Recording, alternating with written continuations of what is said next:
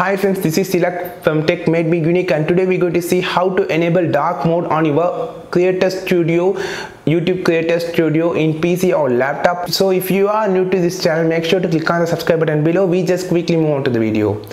Open your Creator Studio, click on the top of the profile and click the setting. You can see the dark theme. So here you can change your dark theme or lighter theme for your Creator Studio.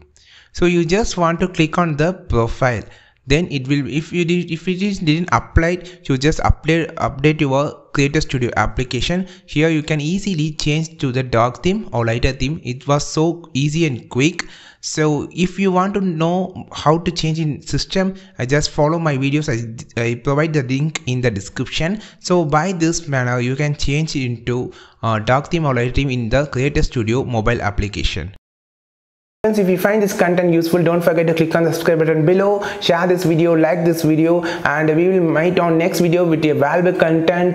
This is Tilak signing off from Tech Made Me Unique. Have a wonderful day.